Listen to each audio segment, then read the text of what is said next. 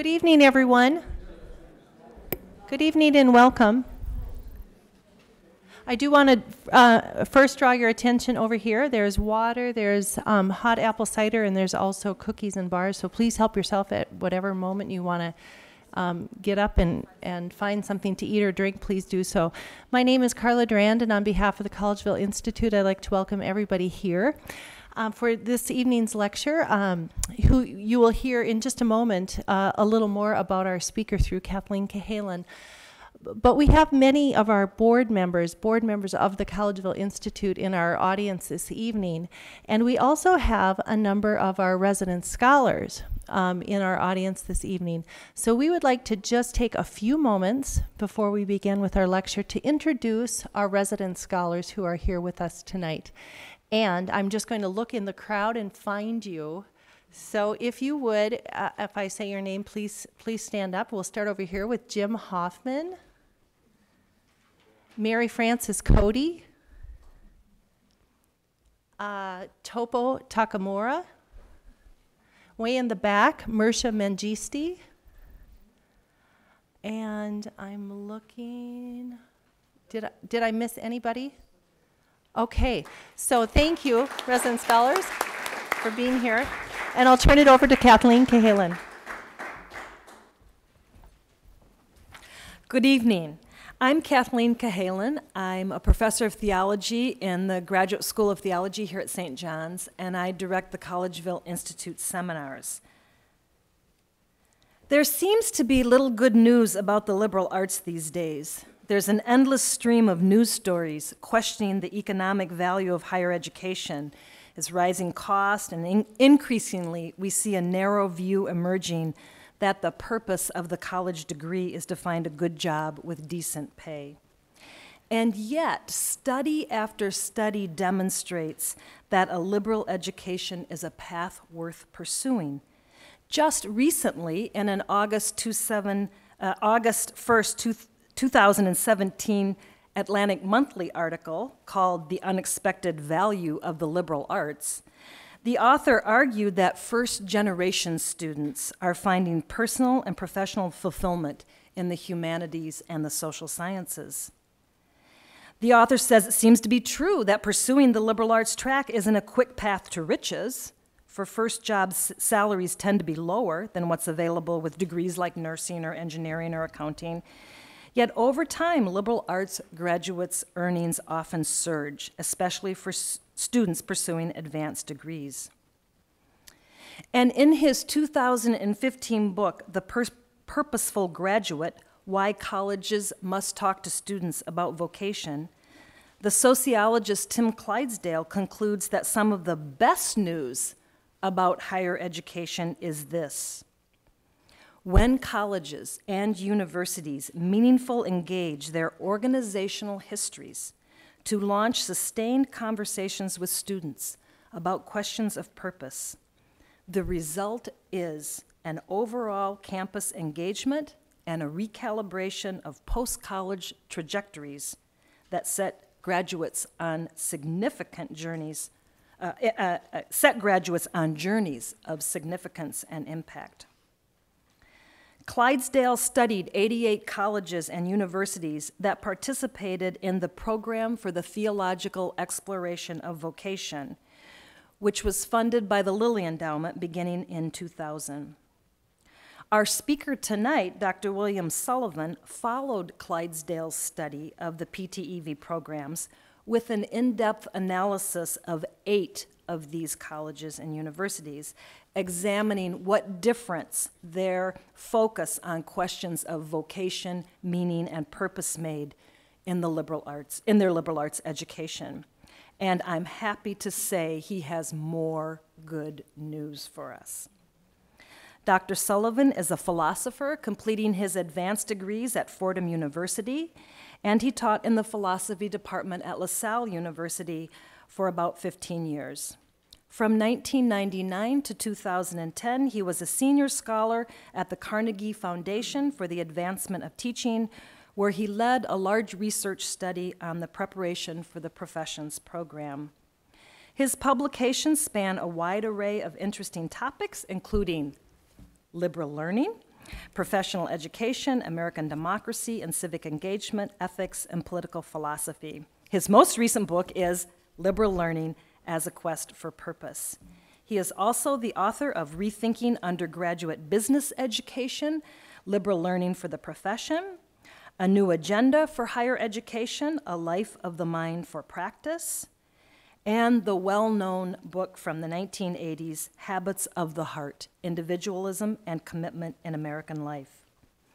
Bill has been a scholar in residence at the Collegeville Institute these past 2 weeks, where he has led several book discussions with St. John's and St. Ben's faculty members on this book on liberal learning, and on a forthcoming book he has on economic inequality. Please join me in welcoming Bill Sullivan to St. John's.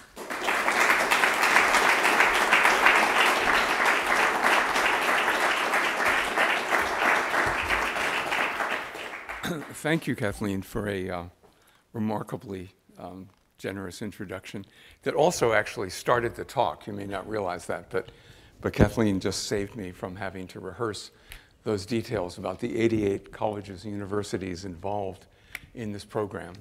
But I want to begin really by thanking the staff of the Collegeville Institute for hosting me and certainly providing a very stimulating introduction to life at St. John's University and the College of St. Benedict, and also especially grateful to all of you for being willing to show up tonight. So you should realize that I'm especially even more grateful that I don't have to ask the 6 of you to come to the front. So this is beyond my imaginings, actually. What I'd like to do really is not to exhaustively repeat what you could find in the book, Liberal Learning as a Quest for Purpose, so much as to try to get at what I think is really of great value that I discovered by visiting, as you've heard, 8 of the 88 campuses that were involved in the Lilly project. Because I think what I learned from that are lessons that are of great value, certainly very emphatically for church-related higher education, but also for higher education in the US more broadly. And what I think I've seen in these institutions is effectively working models of how to do it better, of how to ensure that graduates from our thousands of colleges and universities are actually able to engage their lives in a way that will both redound to their own credit and satisfaction, but also contribute to the larger good of society. So that's the sort of general scope of the project, and more specifically, what I'd like to emphasize is that what I think these programs showed is that we now know a good deal more, thanks to the efforts of many thousands of people who made these programs go. We know a lot more about how to engage students effectively in learning. Now you may think, well, isn't that obvious? Actually, it's not obvious, since study after study for decades has shown that a substantial proportion, depending on the study, upwards perhaps of half of all undergraduates report substantial disengagement with their academic learning. Another way of saying that is that ideas are not, in fact, making a difference for very large numbers of students who, along with their parents, very often are devoting 4 years or more and considerable resources to undergraduate life. So one of the most fascinating features of these programs, and this is documented by the sociologist Tim Clydesdale, whose book, The Purposeful Graduate, Kathleen mentioned earlier, is that they change that picture. Or another way of putting it, if the needle of student involvement has been hovering in the negative territory, and various efforts for 20 years to change that nationally have not done very well, these programs generally did move the needle significantly. And they did it because students discovered a reason to want to learn. And the reason for wanting to learn has everything to do with this question of meaning, purpose, vocation. And that's what I want to talk about tonight, are exactly how they made that happen. But the second thing that I'll only be able to talk about tangentially, but we might discuss more if you want after I finish speaking, is that these programs on the whole were able to renew faculty and staff commitment to the mission of liberal education. And again, the bad news is that that kind of commitment clearly has been ebbing and slipping as institutions wonder why they should devote significant resources to a whole host of programs and departments that aren't bringing in the dollars.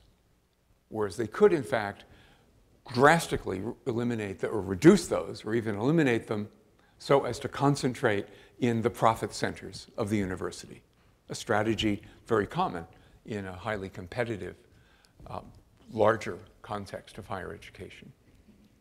So that's the second really important thing.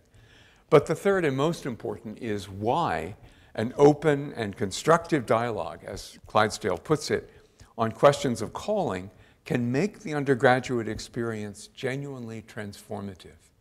That is to say that students, by their own report and by more objective measures, leave the institution substantially different than they were when they entered. And most interestingly, they are different from their demographic peers.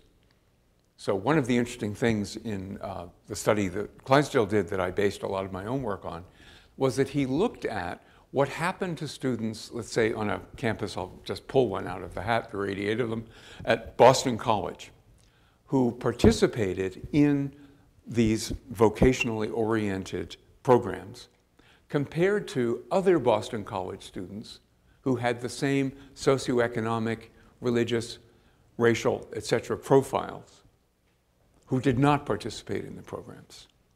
And the difference was substantial and marked. Equally true, turns out, for students who participated in these programs in institutions that embraced the Lilly projects compared to their demographic peers who went to other colleges and universities, comparable institutions in other ways, who didn't have these programs. So to me, at least, the important thing, first important thing, a kind of fact, and if I could use the horrible phrase of the hour, a true fact, is that on the whole, these programs worked. Now, about a third of the institutions, it turns out, of the 88 had less dramatic impacts, but a full third of them had really dramatic impacts. And the difference there is probably about the capacity of those institutions, relative capacities, to make it go and not go. And we could talk about that too, if you would like later, as to what made the differences there. But those are the main themes that I really want to stress. And to make all of this easier, and in lieu of the generally ubiquitous PowerPoint, what you have in your hands is a Cliff Notes, right? This is a cheat sheet. And you can take this home. This is not an SAT. You don't have to turn it in at the door. And also, you can make any notes you wish, which I hope actually you might do. And I will be speaking really exactly along this program. So there's no mystery about, and frankly, there won't be a great deal of oratorical splendor in my remarks. I'm going to do it in a fairly workmanlike way of moving through these questions, because I think they get to the heart of what's really relevant and important. But before I do that, let me just ask a question. Since I know, actually, having seen the applications and so on, that both St. John's and St. Benedict's had grants from the Lilly Endowment during that period. Were any of you involved in those programs? 1, 2, 3? Ah, okay, where? Gustavus Adolphus. Okay, relatively near neighbor. The original 20. Okay. So without making invidious comparisons, the interesting point would be to think about, what do you think the long-term effect of participation in the programs has been on your institutions? And I'm not sure what the answer to that is, but I think it'd be a way to start to think about this in a fairly concrete way. What I went into my own project in this regard with was a premise which I think can be supported, that's held up. Namely that the problem in higher education of reshaping or reforming it is that, to put it very bluntly and not too jokingly, staff come and go, administrators come and go, and the faculty stay forever. Meaning that, as a practical implication, that if you want to introduce something new into an institution, and you want that to enter the bloodstream, the DNA, so to speak, you've got to somehow root it in the faculty. If you don't, then when the administration changes or the staff go away, the program is very likely to go away as well. The problem is that it's hard to get this sort of thing rooted in the faculty. And we can talk about that as well a bit later. But talking about issues like life purpose, meaning, calling, and so on are things that many faculty in the liberal arts, particularly, do not believe is part of their job description. That they are experts in a particular discipline, a subject matter, a way of thinking, but not necessarily conceive themselves as shaping students' whole lives, which is what, in fact, these programs turned out to do. So that is going to take us right into the center of the question is what is the liberal arts about and how these programs affected that. So I want to begin with the question then, how they did it. If you'll grant me that there's real evidence that they did change students' engagement with learning, that they did in fact produce on the whole students who were more adult, more engaged with their lives than was typical of their peers who were not part of these programs, how to think about that. And what I tried to do in the book was to propose some fairly simple ideas, a sort of scheme of ideas that I think might be helpful as a way of thinking about education here, for example, or education at other institutions that see themselves as providing a liberal arts or a liberal learning experience.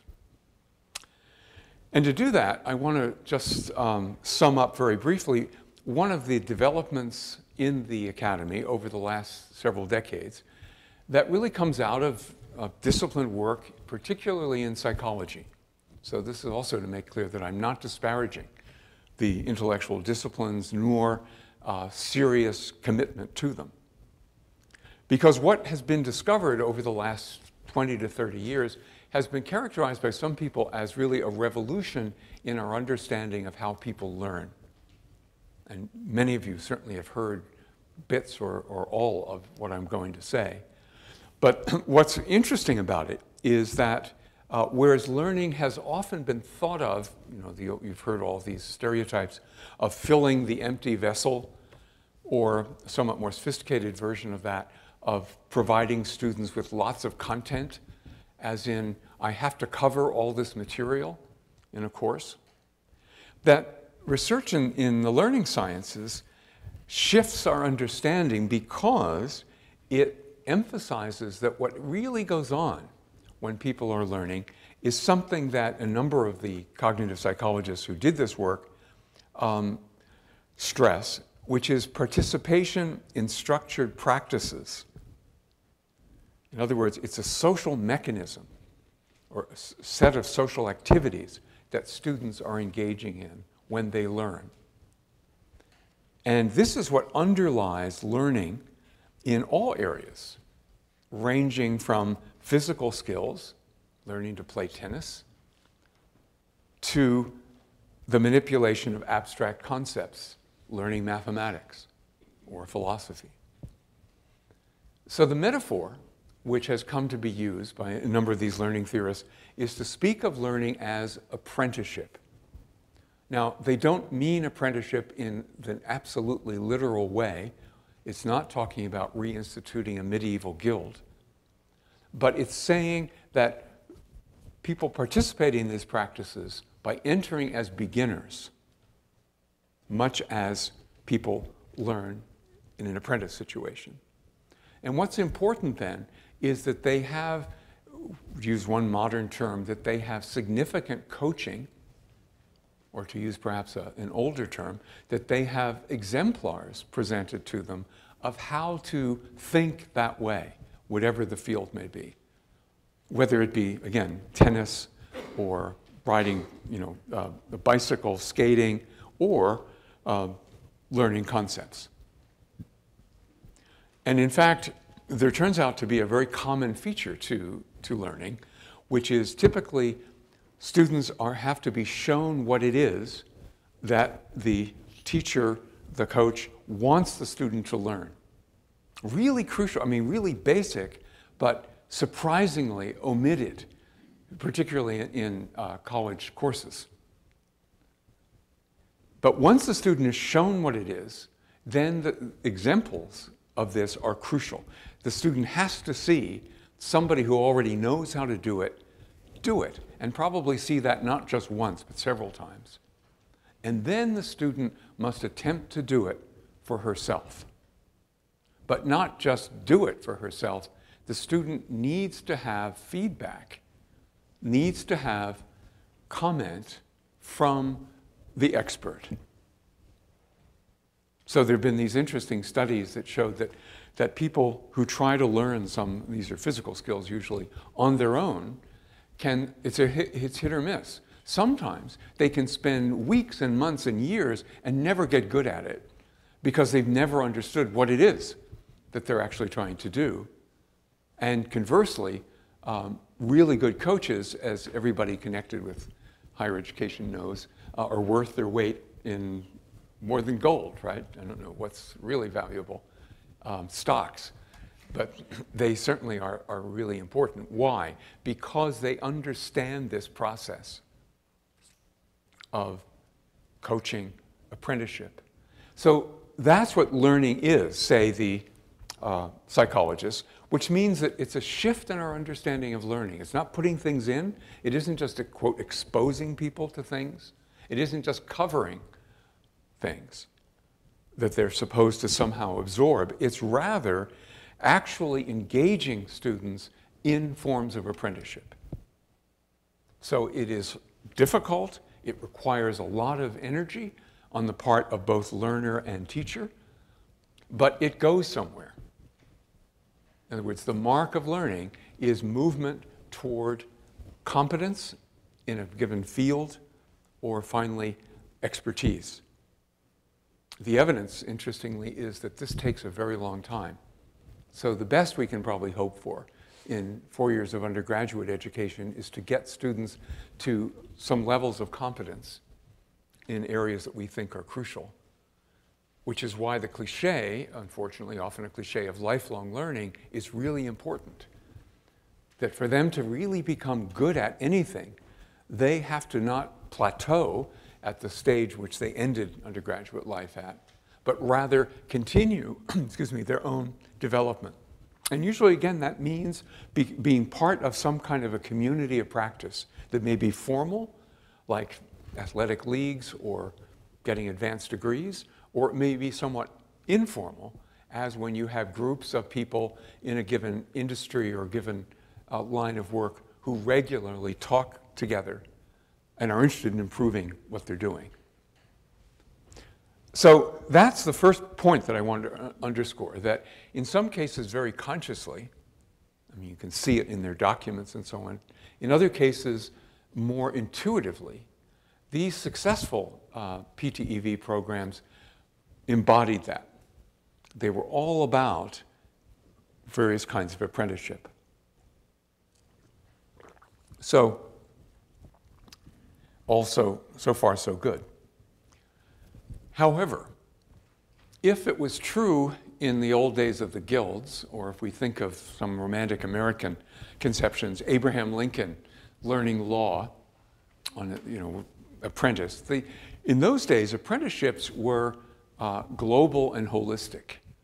you apprenticed to a master or a couple of masters, and you sort of picked up the whole thing, not just what you had to, not just what the law said, but how to plead in court, how to deal with clients, how to balance your books, what the law was for, a whole set of things.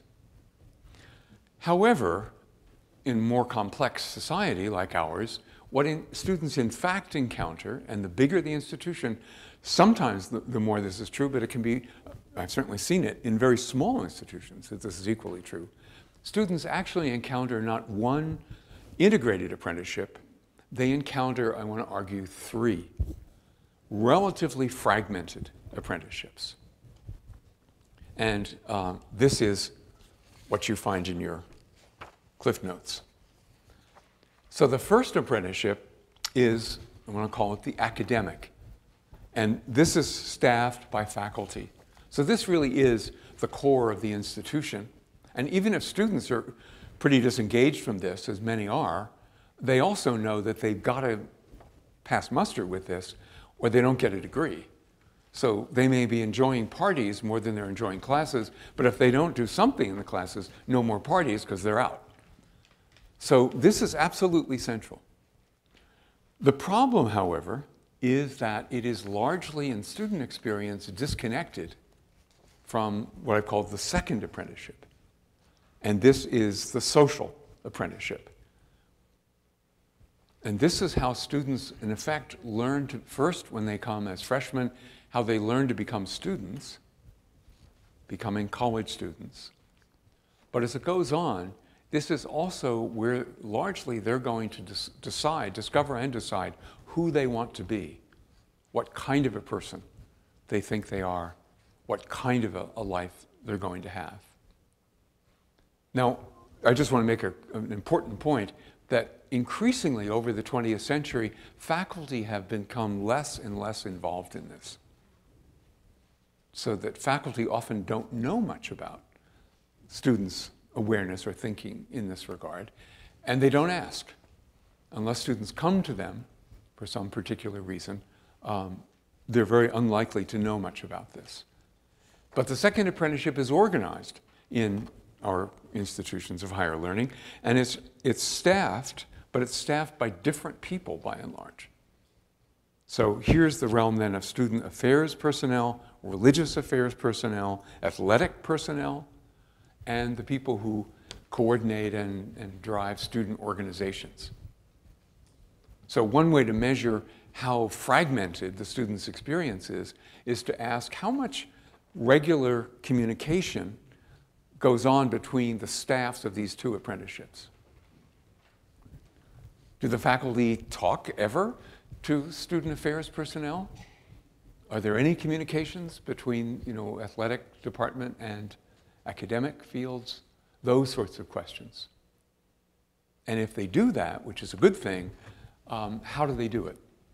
So these are the kinds of things that I became very interested in visiting campuses, was to try to get a sense of this. And you can get the sense pretty quickly if you're talking, for example, to a group of faculty who are involved in liberal arts fields, even if they're, in my case is usually, I would be meeting a group that was involved in the PTEV and then another group that was not, just to get some comparison. One of the things I looked for was, did they ever mention relations or conversations with those other parts of the institution? And so the first and the second are, I think, the heart of what students are doing most of the time when they're in college. But if you put them together, I would argue you still don't get a complete apprenticeship of learning. Because what neither of them explicitly take up is the big question of why. Why am I here? Why are we doing these things? And that's what I refer to then as a third apprenticeship, an apprenticeship of meaning and purpose. And so one of the most important questions I think you can ask about any given campus is, besides the curriculum and the faculty and so forth, is to ask the question, does anybody recognize that that's an essential part of the college experience or not. And if they say, as in some cases I've discovered, if you ask leading questions, it's like being in court, you ask leading questions, sure enough, you get answers that sound like what you want, then the next question is, well, who does that? Right? Can you show me some examples of this? In other words, who owns the third apprenticeship? And what was really striking about these programs compared to the average institution is they could answer that question. That they were in fact trying to find ways of making sure that particularly faculty, but also their student services staff, their chaplains' offices and so on, were all on board with this. When I say on board with it, I mean that they actually talked about it, argued about it, and then attempted to develop curricula and programs that would provide it. So I've summed it up here by saying that, here I was trying to sound like a management consultant, that if that's the problem, namely the fragmentation of these apprenticeships, then what's the strategy for solution? The PEDV strategy was, and for programs that have continued this, it's to use vocational programs, which can be based either in the academic or the social apprenticeship, either then in faculty or staff, or combine the two, but to use those programs to integrate the concerns and themes of the apprenticeship of meaning and purpose with the academic and social spheres of college life. Now that's a very abstract way of putting it, but that turns out to be the formula. Now, just to think about that for a moment, remember the faculty are multi-generational, but they're there for a long time. It's all ongoing. For this to work, for this to really work, you can't introduce a program and say in the next year or two, we expect that you're going to pull these things together, right? So the Lilly grants ran for 10 years. And from what I could read and talking to people trying to reconstruct their stories in different campuses, it often took years before this really started to make sense to people. There would always be some early champions, early adapters, who got this, thought this is what we got to do, and so forth. Often, by the way, that would be a provost or a president, or provosts and presidents. But all of you, any of you who worked in colleges, universities, know the transmission between the president and the provost, the dean even, and the faculty member is not like, you push a button and it happens. It's as though the control board is sort of a Potemkin village. You push it, it's not connected to anything. You've got to actually persuade these people that they must actually come to understand this and to accept it. So one of the things that was very striking to me was that these programs, and I was visiting successful programs, all had exemplary figures, some of whom ran the whole 10 years, others had come and gone, but were profoundly dedicated to this and also were good at it, that they really have what people would today refer to as not only IQ, but EQ. They had strong emotional intelligence. They could read people, they liked to engage people, and they believed in this. So they were persuasive. And the result of that was, I think, quite remarkable. So let me just pause for a moment and ask, does anyone have any burning question, objection, thought that there's something I'm missing in describing it this way? Yes? When you use the term vocational, it's, in my frame of reference, it meant, trade school. Yes. Yeah. So this is a whole different concept if you would define it in a different way. Yeah, very good. Actually, good question, and I should have started out really by alerting you to that. Yeah, I mean, this turns out to be one of the issues in this whole program, that these grants went to church-related colleges and universities, since it was the Lilly Endowment who was doing it, which some people jokingly refer to as the Church's One Foundation, right?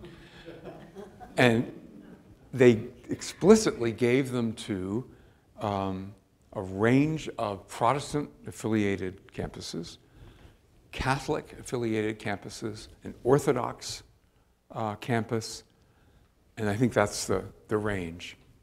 But it turned out that these, and Lilly, to get the grants, Lilly solicited from 300 and some institutions. They narrowed it to 88. But to get it, they had to, in effect, figure out what in their particular theological tradition spoke to this notion of vocation as a calling to response to divine purpose in a broad way. And of course, many of the colleges didn't get the grants because they couldn't do that. But it turned out that different sectors, so to speak, had different problems with this. So as far as I could see from the small sample I had and then reading some of the materials, this was a big problem for the so-called mainline Protestant institutions. They really didn't have a language about vocation or calling. So when they talked about vocation, it would mean trade school. Okay? It was also a problem for Catholic institutions because traditionally for Catholics, vocation only meant priesthood, religious life. Okay? The people who had the easiest time with it were the Lutherans because they had a notion about vocation as something everybody is supposed to respond to. So it was part of the process, really, was different campuses coming from these different traditions really had to figure out a way to talk to their students and faculty that would resonate, that would make sense. And they, you can see, you'll see in the book, if you look at it, you could actually see the different versions they came up with. Sometimes they used the word vocation. So, for example, Augsburg College, near neighbor, Lutheran by tradition, everything is vocation. I mean, they went, the whole institution really went into this. But others never used the V word, as they said, because it seemed to be so confusing. And they would talk about calling or they would talk about purpose, something like that. Yes, right. So that's a somewhat long answer, but you see what I'm driving at in that. Okay. Oh, yes, sorry. Just quickly, the first invitation that went out used vocation in a somewhat narrower sense of referring to a calling to be a clergy person, parish worker or something like that. And some of us deliberately broadened it out to include everybody, every student in the college. And that really became a kind of, it got adopted by many, many of the schools that got the grants. Interesting, because I have never heard that before. A little bit at the beginning. Okay. So, for example, where I was, they would send.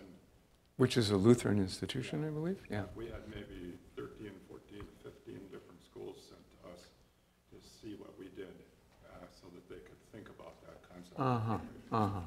Interesting. Well, that was very important because that's what really made this all go, I think, was being able to make sure that it was understood broadly. But Lilly never lost their interest in the clerical vocation, so to speak. And one of the interesting findings was that, yes, by and large, once these things got institutionalized on campuses, they were sending more students to the ministry. And very importantly for Lilly, they were better students academically. Right? So these were, what they were thinking about was they wanted the best and the brightest, so to speak, to consider Christian ministry as their vocation, and it succeeded in that regard, as well as doing these other things. But thank you, that's really a useful idea. I didn't know that. So that's how they did it.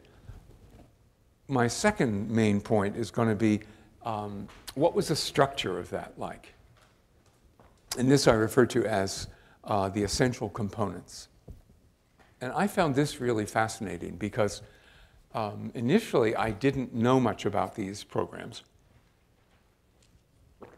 And I was not sure as to how easy it would be to relate one to another, particularly because of these different theological traditions, uses of here, vocation, purpose there, or different nomenclature.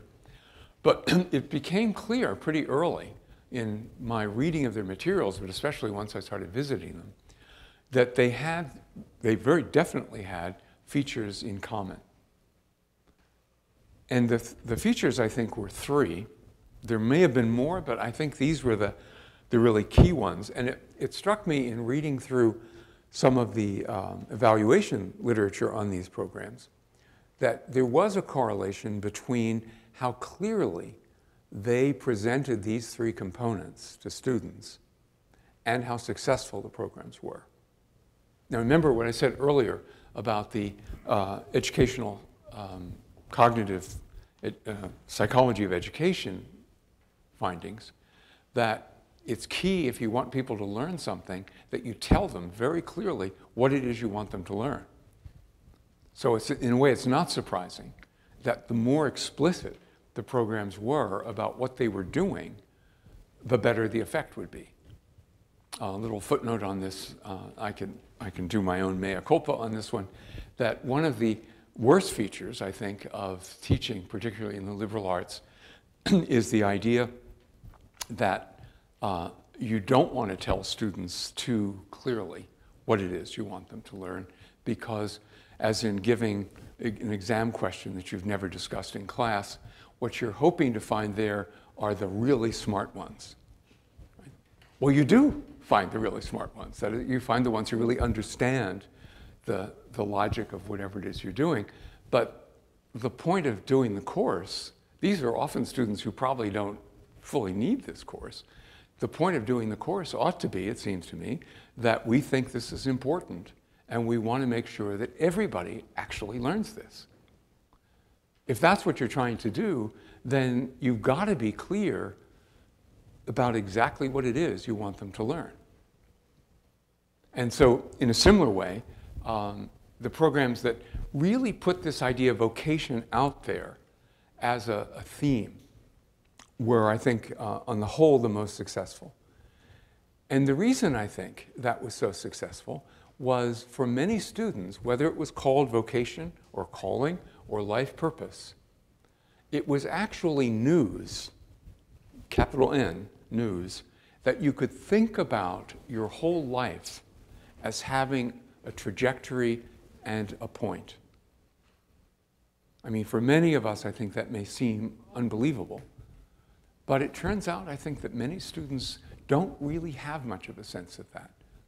Whether that's due to what it's due to in our society and culture, we could discuss and debate. But so it was really powerful when students encountered this idea.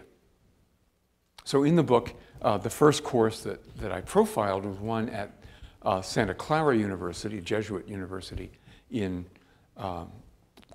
Santa Clara, California, near San Francisco, in which this was, I think, a sophomore and junior level course, not in theology, but what was called, the course is called Your Personal Renaissance. And the key to the course was that students were reading Renaissance lives. They were actually reading Vasari's Lives of the Artists. And then students were assigned, or they could choose, I forget which, in groups, particular lives. And these ranged from, you know, Michelangelo to Teresa of Avila to Machiavelli, great Renaissance figures about whom we know a lot. We know their lives. And basically, the academic structure of the course was they spent the first semester researching these lives and discussing, arguing with each other about them. And then they wrote a paper, the midterm, which really asked them to think analytically about the life. So when did this person decide that they were going to be a sculptor, or a political leader, or a reformer of a religious order, or whatever these people's particular vocations were? How clear were they about that? Did they have false starts? Did they try other things? Did it fail and produce a major crisis of conscience and meaning in their lives? And this turns out to have been just enormously exciting to the students, Because again, if they never thought about life as a whole, many of them never conceived the idea that you could make a big mistake and still recover from it. Right? You could go down the wrong line, and if you were reflective about it, you could actually struggle to find something else. But then in the second half of the course, the interesting thing was the culminating paper asked them to apply those same questions to their own lives. So what this course illustrated was something that was true in almost all the courses that I looked at, that they combined one of the big interests of emerging adults, what we used to call late adolescence, namely, who am I? What can I do? How can I fit in? You know, how can I stand out? How can I be loved, admired, etc.? With what are the possibilities out there in the world? What kinds of life is it possible to have? And I think the genius of that course was by locating it in the European Renaissance. They created a kind of safe distance, right? So students could get very agitated and excited about those people in their lives without realizing initially that what they were really agitated and excited about was how that might be them.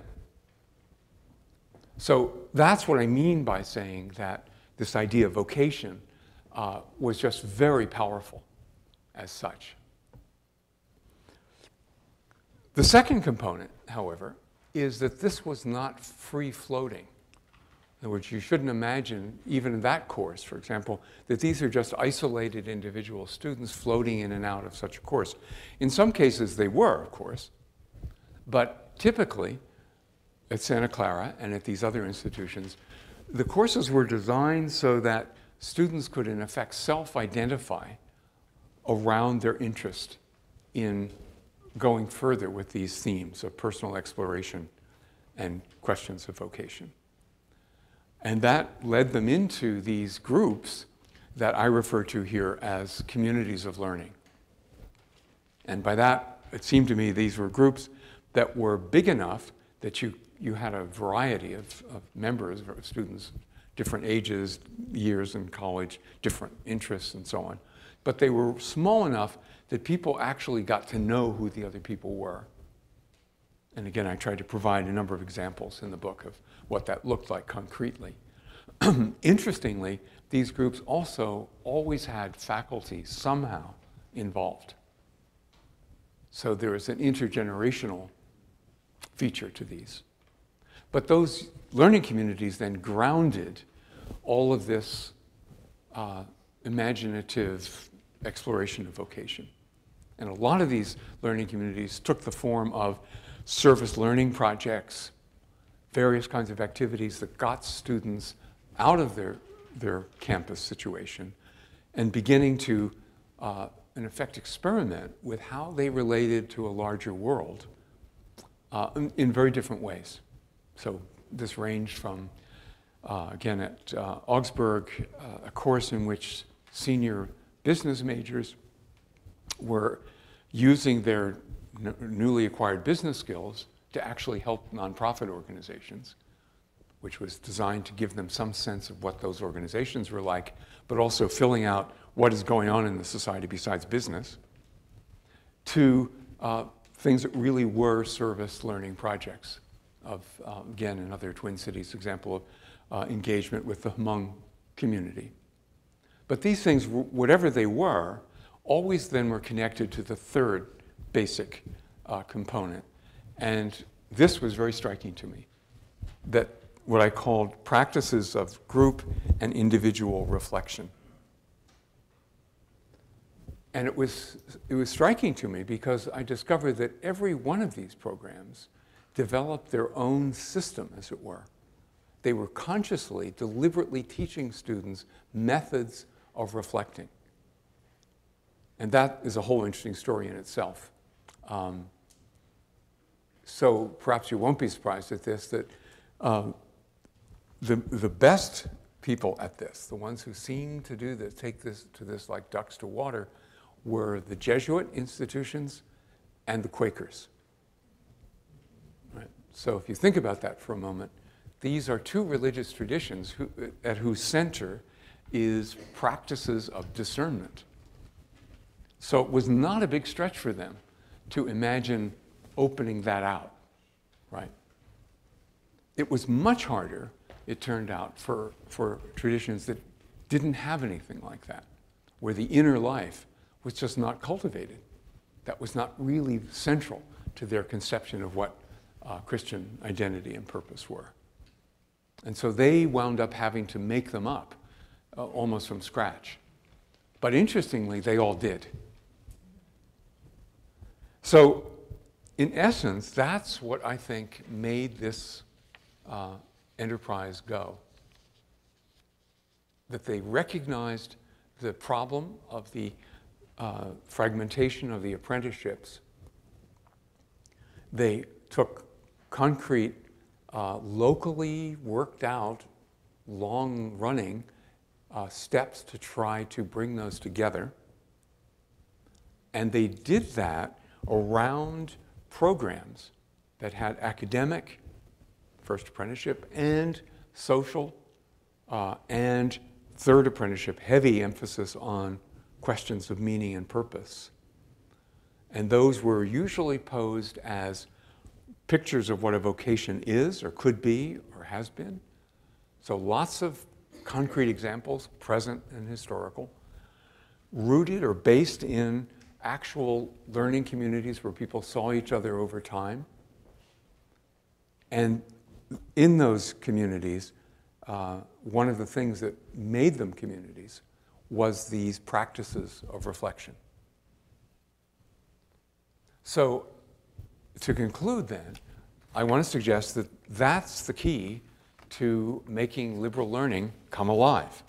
It may not be the only key, but one of the things that was very striking about these programs is that you found students and faculty talking about the experience in ways that the college catalogs tell you that these are supposed to be the effects of liberal education, but we know in practice they often are not. And so I'd like to conclude then with the notion of, it seems to me that one of the most important things that the vocation programs have done, or could do if they were looked at very seriously, is they raise in a fresh way the question of whether there's something distinctive about liberal learning. And the way I would put that is that the general strength of higher education, of the modern academy, for the last 150 years lies in the development of research and scholarship. But research and scholarship requires specialization. The problem is that specialization is great for, it drives the creation of knowledge, expansion of knowledge. But specialization is not good for learning. Right? Back to this problem of the apprenticeships. Liberal education has various strands in its tradition, but certainly in the American context over the last 125 years, has in effect been a struggle to maintain a different idea of the outcome of higher education. That it should not be seen primarily as producing people who can basically go on to graduate school or professional school, particularly graduate school, but rather that it is, as it were, an end of its own. That its focus really is on trying to produce people who can, if put it this way, use their learning in reference to their own lives. So that they can think about their lives and the lives around them in, so to speak, enriched ways, ways they couldn't have done before they went to the institution. So they can begin then to not just understand things, but actually to try to make sense of them. How do these things relate to my life? And the other big part of that is not only how does the world look to me, but how do I start to see myself in relation to this much larger reality that I am somehow part of or connected to. And it's in that the vocational language, the Christian vocational language, I think really provided an absolutely crucial kind of bridge or mediation. So even students who were not Christian many of these students, all these places are religiously pluralistic. And many of the institutions, the sponsoring religious bodies are maybe 25% of the student body, or 30, 40%. Catholics typically higher. But in those cases, the interesting thing is the vocation or the purpose language spoke to a large swath of students who did not, in fact, convert as a result of this education, but did emerge with a sense of, as they would often put it, a sense that they needed, they were supposed to, they in fact even wanted to contribute to those around them. So it pulled students out of an obsession about me and what am I going to get out of it, what am I going to do? And I think in part that was because it also imparted, well, in fact the data shows it did impart, a sense of self-confidence, that they actually were participants already in a meaningful world through these communities of learning. So I think this is a big advance in our understanding of what higher education could be or is supposed to be. And my purpose in the book really is to have it become better known, and also that people can begin to think about their own situation in light of that model of the integration of the apprenticeships through those three components. So, you've been extremely generous with your attention, and I will shut up and hope, anyway, that you have some interesting things to say in response. The floor is open, as they say. Question: do you think these same principles are applicable in elementary, middle school, and high school? I would think they are, but I don't have any expertise or experience to back that up. And I say that because I think those are they're kind of translation of that very general learning research I was referring to. In other words, what does apprenticeship actually look like? It probably looks like a community that has an identifiable goal, an identifiable notion of what the community stands for, what it's interested in. And then how do you enable people to join it, to become good at that? Well, that's the communities of learning. And I think that has to involve experts and novices, adults and younger people. And reflection, the ability to start to think about yourself in relation to those things. So to have a bigger context for yourself, I think is also what we mean by maturation. So in that broad way, I think it probably does. But again, don't quote me as I'm not sure. Did you see any relationship to the strength of implementation of these programs and the outcomes? And if so, were you able to come up with some kind of guidelines to how to get this thing established? So what was your first question? The strength of the... Strength of implementation. How well in relation to what the results were? Yeah, for sure. That the places, and again, I chose places that really were doing it well, because I really wanted to find out what are the best players doing. But the evidence from the larger sample is very clear that if institutions, for example, if the wrong people were selected to run the programs, they didn't grow, right? Because the people you need are what Clydesdale refers to as the campus citizens, the faculty, the staff, and so on, who will be there for everything. And really, if you ask why, I think it's because they grasp it as a whole, right? Their vocation is to make this thing work. Whereas a lot of the people in the institution aren't necessarily able to do that. So they're not the people who you want to be running this. And that, another way of saying that is that it takes skill on the ground level, but it also takes commitment and insight on the part of the leadership. One of the things we thought. That's right. You guys can... Go ahead. one of the things we found was workshops for faculty in the summertime are really important to faculty have a sense of comfort with this for themselves and find strategies they come up with by the end of the summer to fit their course and their way of doing this, and overcoming that sense that you talked about that this is not in my domain. Yeah.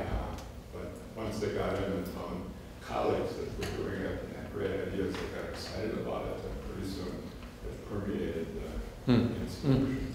No, very good point. And that one of the things that was very striking to me was I don't think any of the applications for these places ever, what they talked about were learning communities for students, but they didn't usually talk about this. But every one of them, within a few years, had instituted some kind of faculty vocation group or program. I was going to ask, in terms of in these 8 schools, what percentage of faculty are actually involved? And what the distribution might have looked like across the faculty spectrum? And I'm thinking particularly here of especially faculty in the biological and or other sciences who might have a pretty skeptical view of individual purpose and purpose of humankind, depending on how biologically deterministic they are. Another great question. I mean, I don't think either Kleisel or I really have the data to answer that well, but the anecdotal version would be it tended to be the humanities and some social sciences, and the natural scientists who were involved were more likely to be doing it for very explicitly religious, right, or some civic purpose. I mean, they weren't doing it primarily because they thought this would make better biologists. Yeah, so I think you're right about that. I mean, one of the things that's always distressed me about liberal arts today is that it's very difficult to get professors from the natural sciences involved in integrative, interdisciplinary things. The one thing they respond to is student research, right? They want to induct students to do what they do. But so there's a way in which somehow the sciences have lost their old sense. However, I'm sure that was probably, again, one of these myths of the good old days, but the sense that everybody needed to know certain things about science, right, to live in the world, which is true. But I think faculty have over time lost an evangelical purpose in that regard. That they're about their research less than about trying to get these kids to understand, that the sun doesn't really go around the earth and things like that. Yes? In the beginning, I think you said 1/3 of the program basically failed. Yeah. It's sort of surprising they go to all the trouble to apply and then fail. You talked about the failure of having the right leaders. What were the other markers of failure?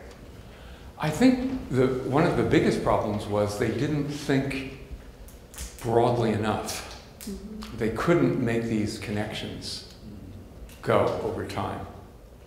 And in terms of why their coursework was important or related? Yeah, well, usually the failures didn't do the coursework. Yeah. I mean, they really put them in a specialized zone. So that already was a problem, I think, for many institutions who did that. But it's one of those things. It's like a lot of postmortems in business and other organizational things. It's often really difficult to figure out why things that on paper, right, they look the same. And one goes really well and the other one stumbles. And, yeah, tanks, right. So I'm not sure that these programs gave very good evidence for that one way or the other, except what I've already said. I mean, and of the ones who succeeded, how many have institutionalized this approach? How many have made it part of their DNA? Yeah, great question. And the answer is a fair number. Sorry. There's an organization that came out of this that was actually a bit like your description of, getting Lily to broaden the notion of vocation, of PTV schools who really wanted to continue this and indeed expand it. Obviously, they couldn't continue it at the same level of funding because Lily gave them $2 million over 10 years for these things, and that's a substantial part of the budget. So what they did is approached Lily to fund a kind of central effort to do this that would be housed at the Council of Independent Colleges, CIC, which is called NetView, which is essentially what does NetView stand for? I always... Network of Vocation and Undergraduate Education. Thank you. Network for Vocation and Undergraduate Education. That's what, I can never quite remember that. And they now are, 400 campuses, something? So well beyond the original Lilly group. Most of the greatest number of the Lilly grantees are part of it. A number did not join it, but obviously then there are hundreds who have. And so it's, and I've gone to a few their events, and Kathleen, you've gone to some of them. And it's from that, it's hard to get a clear sense to answer your sort of question about what exactly was it that they did that, institutionalized this. Okay. But I remember just casually talking to people at those things, and that my fear again is that this is hard to do in the faculty, and a lot of these places have shied away from really pushing that. Are there any Ivy League schools in that group? No, because none of the Ivies are any longer church affiliated. Yeah. I mean, Harvard's motto, Veritas, was Veritas pro Christo et Ecclesia, and then it got shortened. It's the CTS model for Christo. What is it? I'm trying to see if there's any way to connect the sort of thing that you're studying, observing, sociological perspective on the ground, field, and stuff, with, let's say, models of the evolution of human consciousness, and let's say, for example, work of Ken Wilber, and critiquing what's going on in terms of internal development of people, particularly in all sectors of American culture, but one of them is American education. And I don't know if there is any way that you try to connect a dialogue with that, let's say a sociological with more of an internal psychological perspective, and whether that would have any bearing on this, because certainly two of the things that he is very pointed in saying have emerged in American culture and are aided and abetted by what's happened in a lot of formal education are narcissism and nihilism. And that what you're referring, and then of course, this valueless type thing that we're trying to emerge from. The kinds of things you're referring to are directly trying to counteract those sorts of internal tendencies that have become sort of rampant and then sort of aided and abetted by culture and the way that culture manifests itself in academic institutions. So I'm just trying to think of some way of sort of correlating these kinds of things. Now for a second, I'm going to sound like what I always hated about professors. They'll say, if you would look at the book. So, and again, I think you can see why, reasons of economy, I just did not go there talking about. But the first couple chapters of the book are really about that.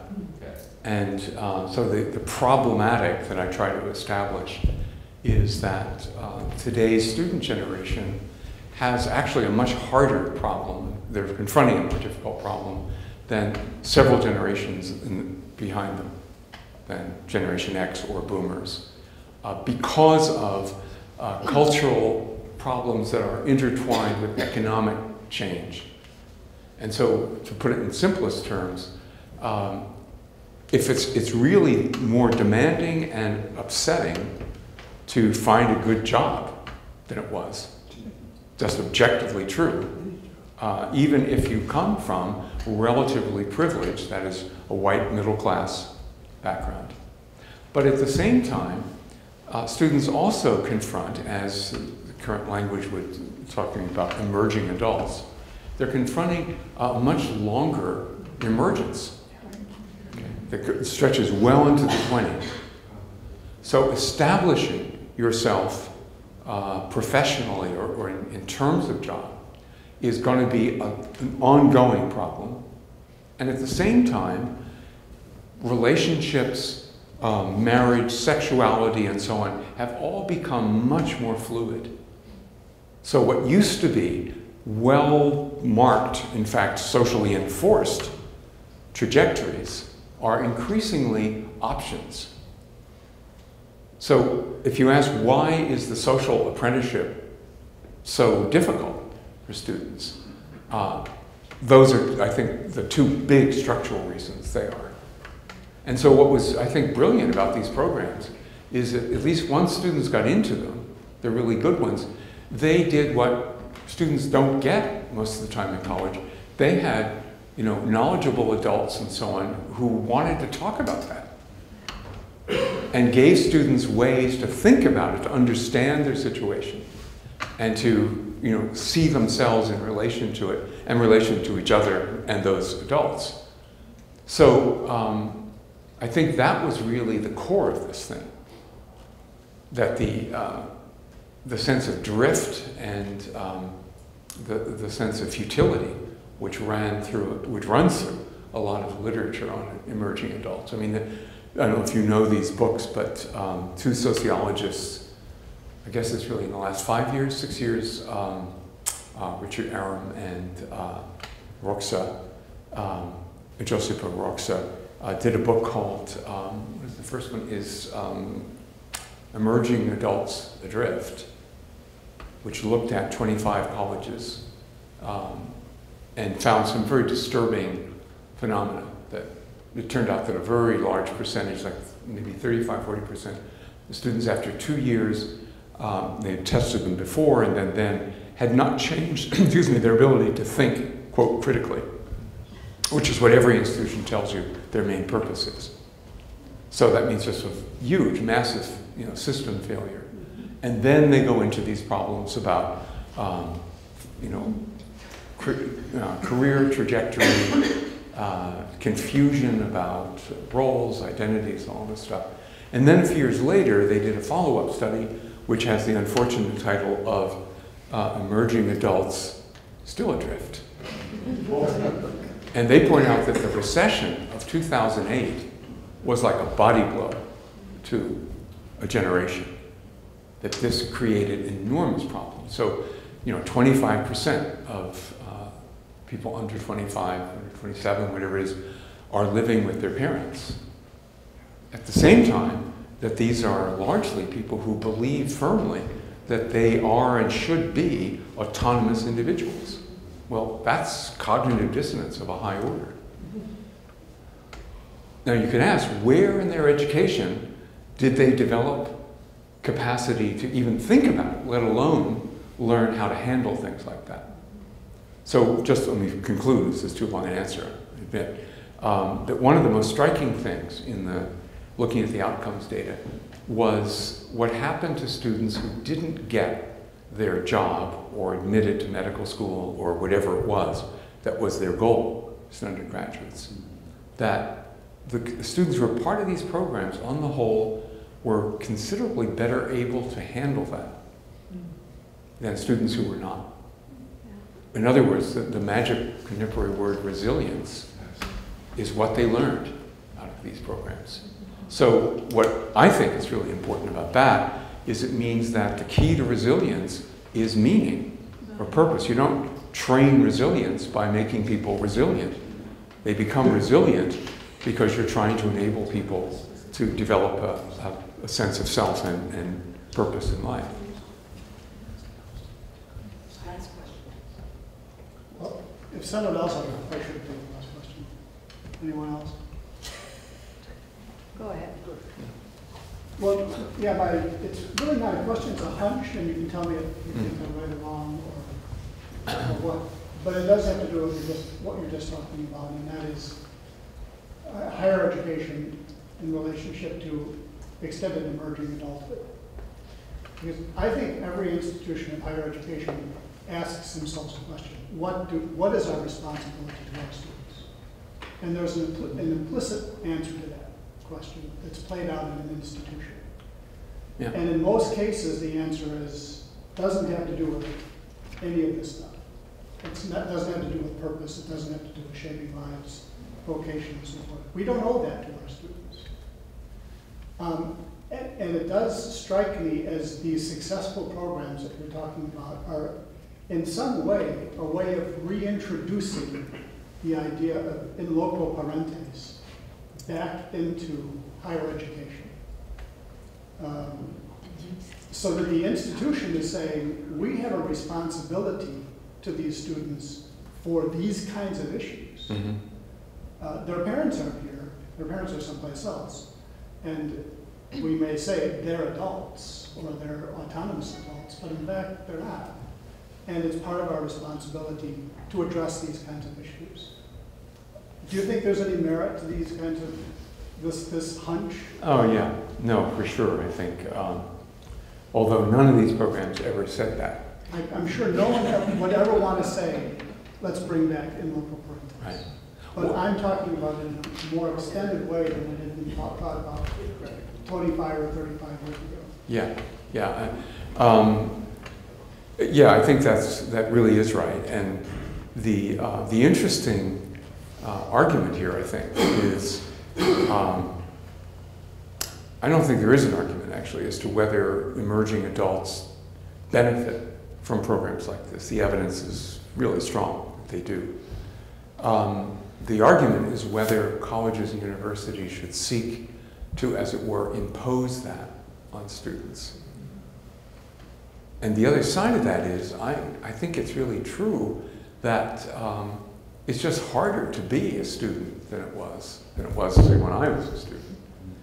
And it may well be that I wouldn't have particularly benefited. I think I would have, actually, but I may not have benefited all that much from the kinds of things which these programs offer. But if these analyses of emerging adults are on point, then for sure, many, many of today's youth would benefit from these things. So there's a kind of culture gap, as it were, between the need and then this is a possible solution. Because this runs afoul, of course, if the development of the last 50 years, which is not just opposing in loco parentis notions of higher education, but opposing the notion that individuals should be directed rather than allowed to do whatever they want. I mean, one of the interesting things that Richard Aron, the guy who did this, co-authored these studies, his earlier work was on school discipline. And it's something which I frankly have never thought about until reading his earlier book. And what he shows is that well-intentioned efforts to prevent, in effect, to prevent child abuse have resulted in a situation where, in public education, teachers have almost no ability to apply discipline to students, except expelling them, which only, of course, compounds whatever the initial problems are. So what he's in effect arguing is that American society has put itself into a kind of box where if you try to defend, say we should reintroduce various kinds of discipline, you're accused, perhaps rightly, but I think probably mostly not rightly, of repression of some kind. So then you become a conservative. And if you espouse the opposite, then you're left in a position where you can't explain the terrible outcomes, right, that these kids wind up getting into. So it's a very thoughtful book, and unfortunately, like most things in life, it doesn't have an unambiguous solution or an answer. And by the way, I'm not claiming these programs are an unambiguous answer either. That I think the evidence is there are always a significant number of students who don't want this or don't do well with this. And that's, I think, that's part of the complexity of today's culture or today's challenge for higher education. But I think the core of it is just enormously powerful and important, because it's one way, I think not the only way, but it is one way to restore what I think liberal education is for, which I've defined very stipulatively, but to my amazement, a lot of faculty will go along with this. So I'm willing to keep saying it, that liberal education aims at enabling people to make sense of their world and to develop the knowledge and capacity to be able to contribute positively to it. And I think that really is true. I believe that, and I would argue for it. But that contains a lot, because making sense of the world is something you can't do only intellectually. Right? You're really talking about the whole person. And not only the person, but the person in actual social context in order to do that. And that's, as you began the question, that's what many educators, especially in higher education, are very leery about.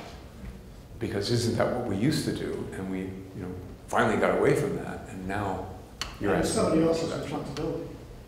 Yes, that's right. No, certainly for the faculty. Right. Yeah, that's not what we're doing. But anyway, thank you very much.